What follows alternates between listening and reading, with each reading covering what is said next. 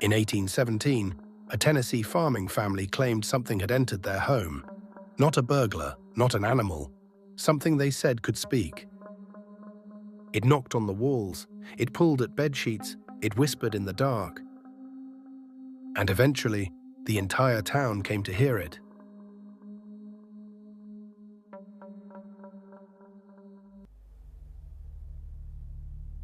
In the early 1800s, John Bell and his family lived on a quiet farm in Tennessee. Life was simple, long days working the land, and quiet nights in a wooden home surrounded by forest. But in the autumn of 1817, something unusual began to happen. John Bell reported seeing a strange animal in his fields. Not quite a dog, not quite a wolf. When he fired his rifle, the creature vanished, and soon after, the disturbances inside the house began. At night, the Bell family began hearing sounds inside the house. Knocking, scratching, something dragging slowly across the floor. At first, they assumed it was rats in the walls, but the sounds grew louder, more deliberate, and sometimes they seemed to respond when spoken to. Then the disturbances began focusing on one person, John Bell's daughter, Betsy.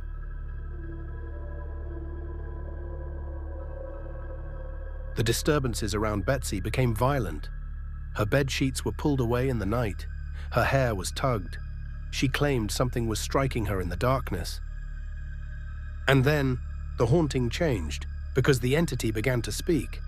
At first, only faint whispers, but soon, clear words.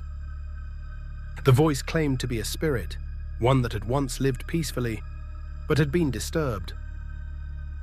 And according to those who heard it, the voice seemed to come from everywhere at once, from the walls, from the air, from the darkness itself.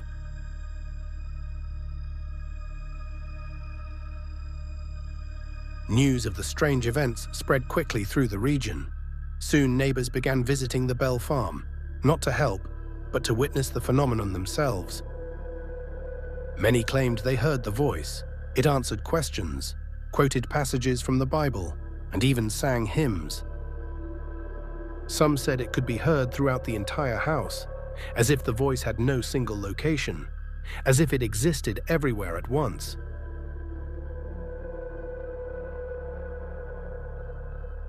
In 1820, John Bell became seriously ill.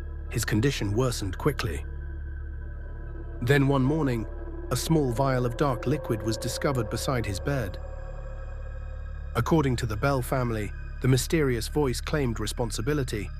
It reportedly declared that it had given John Bell a dose of poison during the night. Shortly afterward, John Bell died, and the voice fell silent.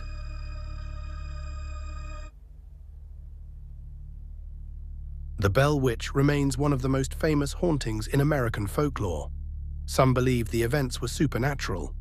Others argue the story was exaggerated, or possibly even an elaborate hoax. But one detail continues to stand out. Dozens of witnesses claimed they heard the voice, a voice with no visible source. And even today, the legend of the Bell Witch still echoes through Tennessee. Why not share your thoughts in the comments below? And if you liked this video, maybe like and subscribe. Until next time, stay curious.